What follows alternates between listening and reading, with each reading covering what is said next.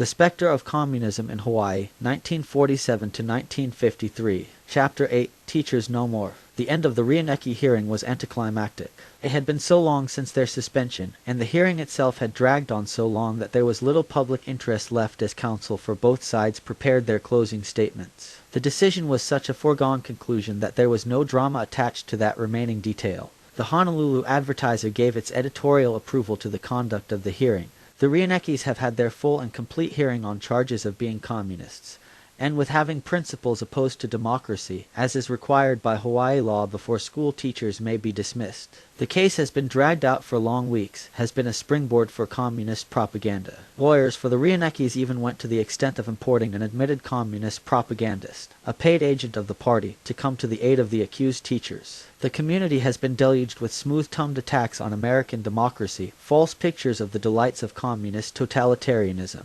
The result has not been favorable to the communists, although the opportunities they have been given to air their views may have netted them a few more gullibles. Now the full and complete hearing is finished. The communists, and the Reinekis in whom they seem to be very much interested, have had their field day. Hawaii's people hope that the commissioners of education will reach an early and definite conclusion. The Honolulu Star Bulletin was somewhat more balanced in its discussion of the importation of the communists by the defense. By bringing to the territory as an expert witness, the editors commented, the territory set the example. Once the door was open, in came a real, live communist, Miss Strack of California. But if the Star Bulletin were more temperate about how Strack got here, they were even more vehement about the effect of her being in Hawaii. Then ensued the spectacle of communism being paraded before the school board and territory dressed up in its most alluring colors, not the deep red of armed revolt, blood, flame, and devastation, but delicate mauves and pinks and pastels with which communism in the United States is painted to attract and deceive the unwary and inexperienced eye.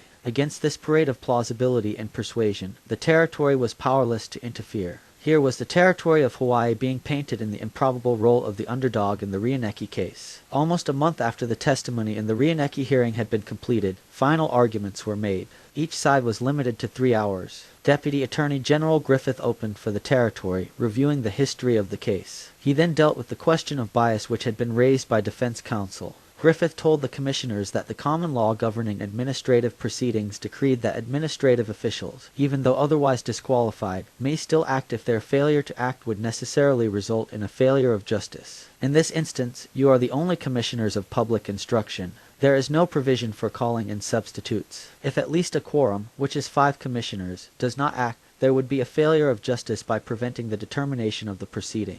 You can see, therefore, that you must make a decision in this hearing. For the good of the Department of Public Instruction, Griffith contended, the Reinekis must be dismissed. He also indicated that it was the recommendation of the Attorney General's office that the Reinekis' teaching certificates be revoked, though he did point out that it was possible for them to dismiss the 2 teachers without revoking their certificates. Griffith concluded his portion of the territory's summation. One cannot show possession of the ideals of democracy merely because one is kind to children or works to alleviate discrimination or to gain new working conditions or wages for labor. Possession of the ideals of democracy cannot be based on the double talk of belief in economic democracy and its superiority to the extent that individual civil liberties may be suppressed to achieve it. Can one be possessed of the ideals of democracy and advocate the overthrow of our present government by force and violence, or be a part of a party which is acting as the agent for Soviet Russia? Can one be possessed of the ideals of democracy and its principles of free thought and free speech when he invokes the protection of the constitutional freedoms and the aid of the struggle of his party to achieve power, being all the while intent upon suppressing the exercise of those very freedoms by others as soon as his party comes to power?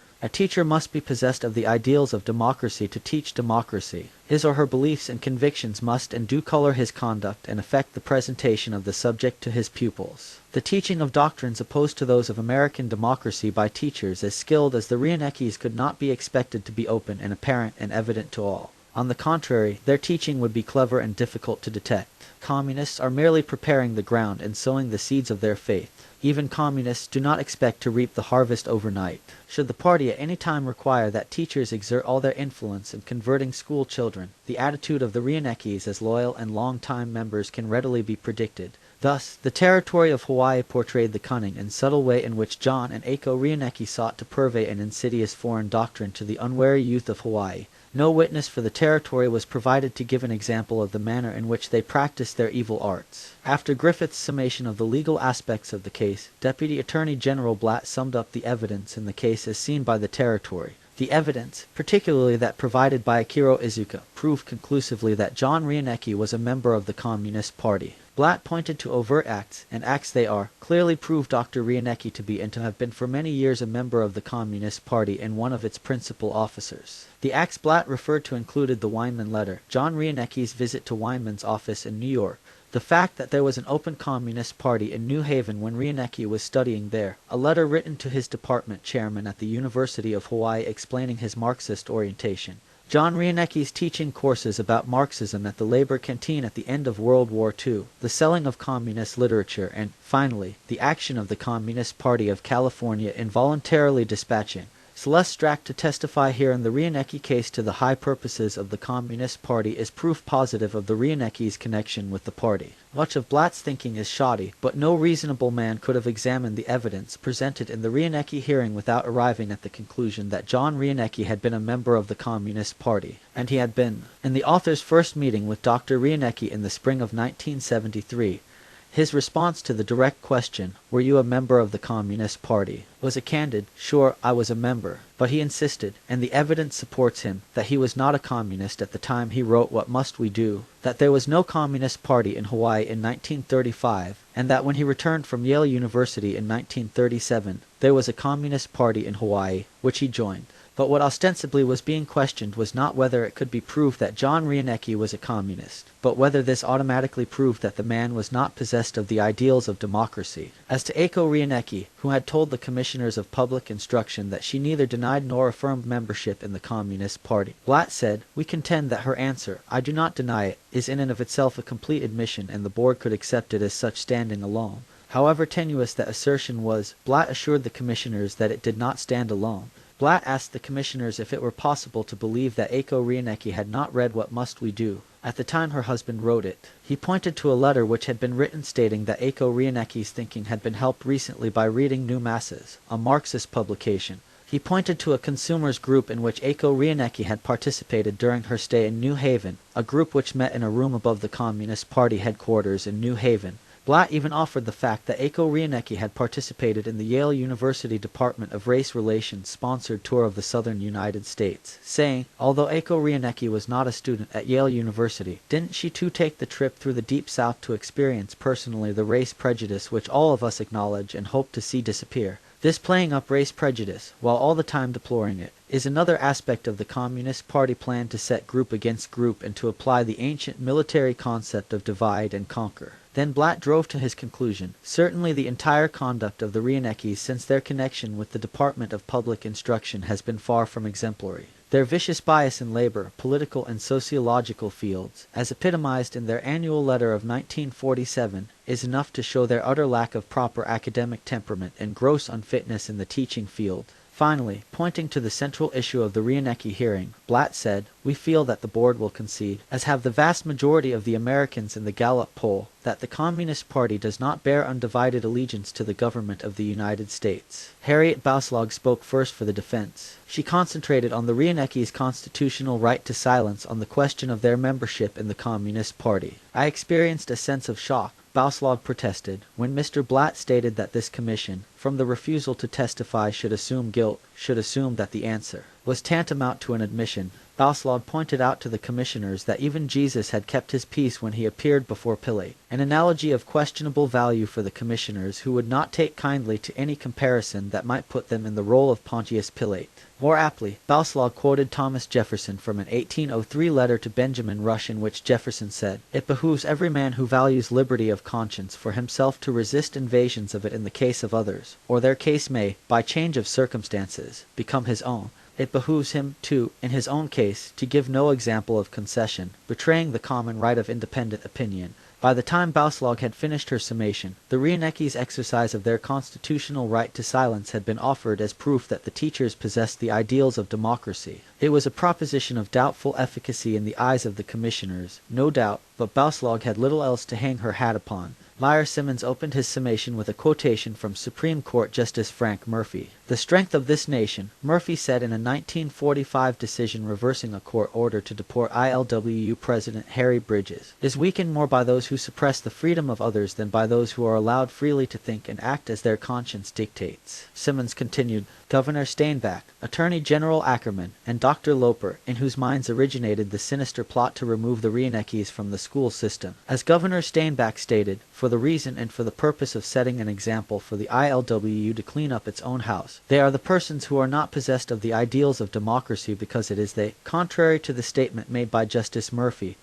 who are seeking to weaken this government by denying freedom of thought to others. Thought control is growing in the United States. A form of mental regimentation is taking place. A person either subscribes to the present status quo of our political and economic life or else he is a subversive. If unchecked, this growing straitjacketing of the minds of the American people can have only one final result: fascism, which is the real antithesis of democracy." Simmons then went on to develop a theme which was central to the defense of many of those who were, during the period immediately after the close of World War II, accused of communist associations. He pointed out that the word capitalism is not synonymous with the word democracy. One can, the argument went, believe in socialism and remain true to the ideals of democracy. Simmons pointed out that both Louis Budens and W. Harold Loper had, as witnesses, admitted that a theoretical belief in socialism, even the Marxist variant, would not automatically mean that a person so believing would be lacking in the ideals of democracy. Simmons even pointed to Karl Munt, the conservative congressman from South Dakota, co-author of the Munt-Nixon bill, who stated that a theoretical belief in Marxism was not, in and of itself, un-American. Simmons reviewed the evidence for the commissioners, breaking the testimony down into 4 parts. First, the book-burying incident. Second, the testimony of Louis Budens. Third, the testimony of W. Harold Loper. And fourth, the testimony of Akiro Izuka. With regard to the book-burying incident, Simmons pointed out that the fact of the buried books was not being denied.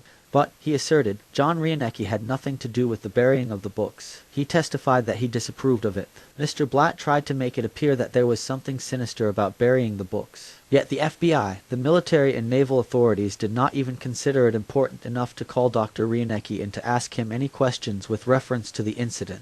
Simmons dismissed Budens's testimony, stating that his willingness to say anything which comes to his mind in an effort to destroy the Communist Party which he hates disqualified him as an expert witness. He also showed that certain parts of Budens's testimony were internally contradictory. Simmons further argued that Loper lacked the necessary qualifications to bring charges against the Reineckies and had acted dishonorably, being used by both the Attorney General and the Governor. Finally, Simmons attacked Akiro Izuka's credibility, calling him a famous author, lecturer, and liar, and claiming that he had told more lies on the witness stand than any other witness in the history of Hawaii. Simmons then listed several discrepancies in Izuka's testimony before the Commissioners of Public Instruction and then concluded, "Now, that's the sort of man. I've named 14 or 15 examples. I could go on and name many more, but that's the type of testimony that Mr. Izuka gave in this courtroom.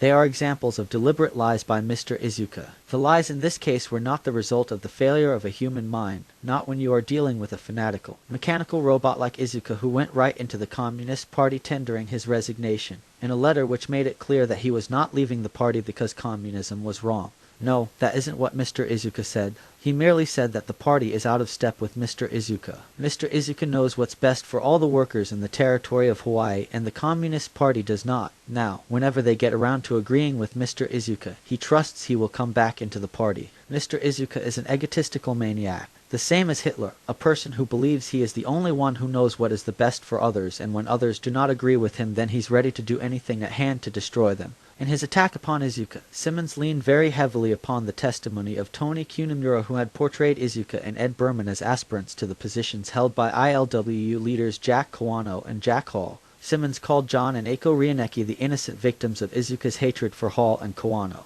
Attorney Simmons challenged the commissioners to examine their own lives and search their own souls and ask themselves whether their lives, if examined with the same scrutiny as the Reineckies, would stand up as well as the 2 teachers whose professional lives were on trial. I believe it can be safely said, Simmons responded to his own question, that there is not a single member of this board who could truthfully state to himself or herself, I am more possessed of the ideals of democracy than the Reineckies. 16 days later, on October 29, 1948, less than 2 weeks short of a year from the time when the Reineckies' ordeal began, the commissioners gave their own answer to Simmons. In the findings of fact, It was stated that the commissioners were satisfied that John Reinecke had been a member of the Communist Party of Hawaii from an undetermined date in the year 1938 until and including the date of his suspension as a teacher. That the Communist Party was not truly a political party, but an underground organization in blind subservience to the interests of the Communist Party of the Union of Soviet Socialist Republics. The decision stated that John E. Reinecke had faithfully followed the party line and that he had not only been an aggressive member of the Communist Party of Hawaii but one of its principal officers. Turning to John Reinecke's teaching, the decision observed that the subjects in which John E. Reinecke had specialized, was best versed, and which he was teaching at the time of his suspension consisted in part of economics, labor affairs, and the social studies, in all of which said subjects the Communist Party and Marxists, so-called, had a definite bias and slant, and that in the employment of a teacher who is imbued with the principles of communism and subject to the control and domination of the Communist Party, there is a potential danger of slanting in teaching in an attempt to advance the principles of communism. Thus, while no single example of bias in John Reinecke's teaching had been offered by the territory of Hawaii in its case against the man, the potential danger was considered to be great enough in the eyes of the Commissioners of Public Instruction to be included among the statements of fact in their decision. The commissioners also stated that prior to his suspension, John Reinecke's membership in the Communist Party had been given wide publicity and had threatened to bring the Department of Public Instruction into disrepute. Thus, the very same people who had brought Reinecke into the public eye were using the publicity they had created as an excuse to suspend and, ultimately, dismiss its target. The statements of fact continued with the assertion that the Communist Party of the United States and its subsidiary units, including the Communist Party of Hawaii, did, at all times hereinabove set forth, advocate the overthrow of the government of the United States by force and violence. In this statement, the commissioners must have relied upon the testimony of Louis Budens entirely, for Akiro Izuka had specifically denied this allegation. Finally, it was held that membership in the Communist Party was in direct conflict with the possession of the ideals of democracy and, therefore, John Reinecke did not possess them. The result was a foregone conclusion. John Reinecke's suspension was necessary for the good of the Department of Public Instruction.